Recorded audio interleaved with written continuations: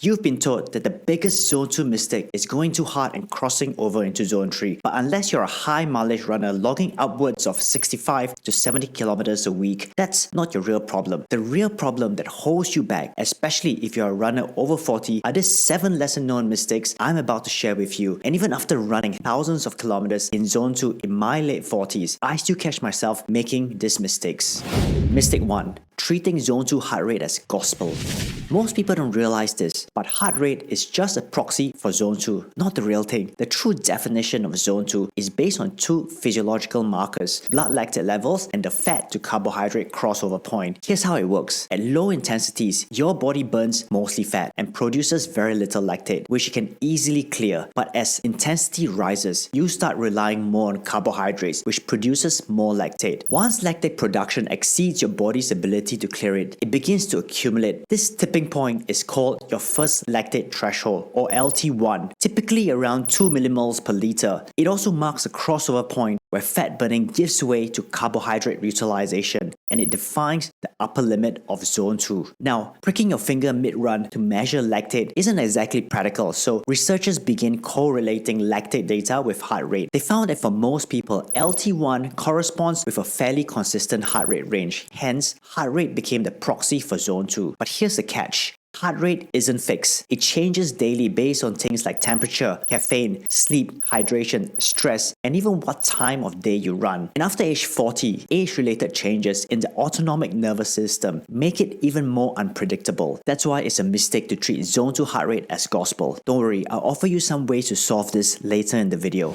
Mistake 2. Over-relying on wearables or on heart rate formulas. Now, what's even more misleading than treating Zone 2 heart rate as gospel is over-relying on the Zone 2 heart rate ranges estimated by wearables and generic heart rate formulas. Smartwatches are, well, very smart and very accurate, but they may not be accurate for you. Chorus, Garmin, Polar, Suunto, Apple Watch, and Whoop typically calculate your Zone 2 range using your estimated maximum heart rate as the foundation. So unless you've tested your actual maximum heart rate, those estimates can be way off. For example, my tested maximum heart rate is 181 beats per minute, but most formulas put me at only 174 to 176 beats per minute. And generic formulas for calculating your Zone 2 range like the Math 180 or Carvenan formulas are helpful starting points, but they don't account for your unique physiology, training history, or even the sport you're doing. 2 runners of the same age might have very different Zone 2 ranges, and your Zone 2 heart rate can also vary depending on whether you're running, cycling, or cross-country skiing, because different muscles produce and clear lactate at different rates. So how do you solve these problems? The easiest fixes for mistakes 1 and 2 are the talk test and RPE, or rate of perceived exertion. If you can speak in full sentences while running, you're likely in the right zone. And on a scale of 1 to 10, you can rate your perceived exertion. Zone 2 usually feels like a 4 or a 5, light to moderate but never breathless. These are effective free tools that can complement your Zone 2 heart rate ranges and smartwatch readings. But if you want more accuracy, the gold standard is getting a lactate threshold test done, where your blood lactate is measured at increasing intensities, and when it hits 2 millimoles per liter, which is your LT1, you can accurately pinpoint your Zone 2 heart rate based on your blood lactate concentration. However, lactate testing can be expensive and not always practical, so combining heart rate,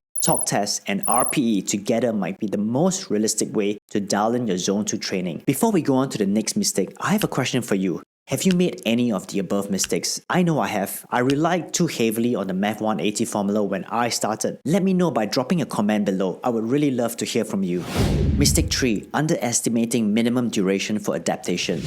Dipping into Zone 2 for 15 to 20 minutes per session isn't enough for meaningful adaptation, because it takes about 15 minutes for our fat metabolism and aerobic system to ramp up during exercise. So to get the most out of your Zone 2 training, sessions should last at least 30 minutes, and for the better trained athletes, 45 to 90 minute sessions are needed to continue adapting. If you have limited time, you will benefit more by doing less Zone 2 sessions per week, but doing each session for a longer duration. So instead of doing 5 by 30 minute sessions per week, aim for 3 by 50-minute sessions weekly. This strategy will offer you better time efficiency and more meaningful adaptations. Mistake 4. Mismanaging training volume. Too little or too much too fast. One common mistake in Zone 2 training is expecting meaningful results from too little volume. Zone 2 is a low intensity to moderate intensity stimulus. It's gentle on the body, which makes it sustainable, but that also means it needs a higher volume to be effective. However, once people realize that they need more volume, they often make the opposite mistake, and that's increasing training mileage too rapidly. This can lead to overuse injuries, especially in runners over 40, where connective tissue adapts more slowly than cardiovascular fitness. I fall into this camp, and in fact, I still make this mistake to this very day. I very often feel that my heart and my lungs are ready for additional work, so I add more volume. But then I realize that my tendons, ligaments, joints, and running muscles need more time to catch up, and I get injured. So, too little volume wouldn't yield results. Ramping up too fast can lead to injury. The key is progressive overload. You can adopt the well-known 10% mileage increase week over week, but that should only be a rule of thumb for two reasons. One, a 10% increase for a runner running 10 kilometers per week is vastly different from someone running 100 kilometers per week. Two, every runner's ability to adapt to training stimuli is different. I feel that the best approach is to listen to your body when increasing mileage. Push yourself towards progressive overload, but pull back before you feel that something in your body is breaking down. Mistake 5. Going too easy. You've often heard about the ineffectiveness of going too hard during a Zone 2 run, but going too easy can just be as ineffective. If your heart rate is too far below your LT1 or fat to carbohydrate crossover, you're likely in Zone 1. While Zone 1 has its place, usually for recovery runs after a hard workout, it won't trigger the same aerobic and endurance adaptations as Zone 2. Here's why it matters. High intensity workouts deliver fast fitness gains, but they also carry a high risk of burnout and injury. Zone 2, on the other hand, hits the sweet spot. It's the highest intensity you can sustain before lactate builds up and fatigue sets in. It's low stress, but it's still productive, allowing you to accumulate much more training volume than you could with high intensity work alone. And that volume is what toughens your entire system, from your connective tissue to your muscles, your cardiovascular system, and your mitochondria. It also builds resilience in your joints, improves your running efficiency, and expands your aerobic base. But if the intensity is too low, it doesn't create enough stress to stimulate any meaningful adaptation. Mistake 6. Mixing intensities during Zone 2 runs.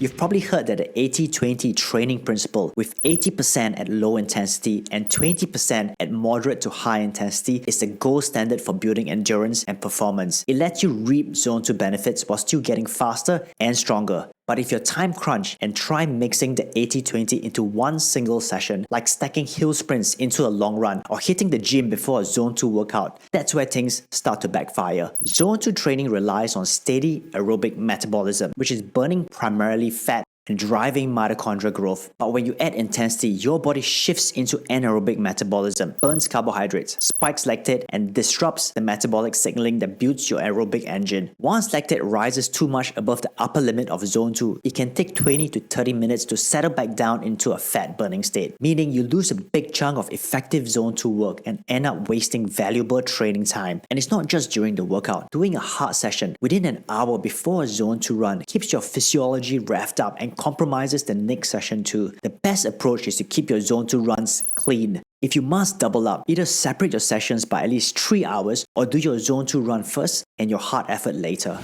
Mistake 7. Under-fueling for Zone 2 runs. This is probably the biggest mistake I made. I used to think that since Zone 2 running primarily burns fat, running fasted would be perfectly fine. After all, even the leanest elite runners carry at least 30,000 calories of fat, more than enough to fuel over 40 hours of Zone 2 running. I also believed that running fasted would accelerate my fat burning engine, but I realized that I couldn't have been more mistaken. Adequate pre-run fueling is needed to stabilize your blood sugar levels and improve mitochondrial signaling. Plus, fasted training doesn't burn more fat. The way to increase your fat burning capacity is by building more and better mitochondria, because the only way fat can be oxidized is through the mitochondria, and Zone 2 is one of the best stimuli for mitochondrial growth. Underfueling will reduce your blood plasma volume, compromise your performance, and slow down adaptations at best. And at worst, it triggers hormonal stress responses that can slow recovery, break down lean muscle, and over time lead to issues like disrupted metabolism and hormonal imbalances. For this reason, listen, women especially should avoid fasted cardio. So if fat loss is your goal and the tool you're using to achieve that is zone 2 running, a smarter approach is to properly fuel for your run while creating a caloric deficit in your overall daily intake. In other words, eat before your run to properly fuel the effort so you can train and recover properly, and then lose fat by eating fewer calories overall during the day. You're basically just rearranging when you consume your calories so your workout is effective and your fat burning goals are also met. Based on current scientific research, a small pre-run snack containing 10 to 15 grams of protein and 70 to 100 grams of carbohydrates is enough to fuel a 1 to 1.5 hour run in Zone 2. If this video helped you rethink your Zone 2 training, drop a comment and let me know what's the first thing you're going to change. Remember, Zone 2 training works wonders, but only when it's personalized, consistent, accurately executed, and understood beyond just a heart rate number on your watch. But before you click off, please hit the like and subscribe button below. It prompts the YouTube algorithm to show this video to more runners who could use these tips. Thank you, and see you in the next video.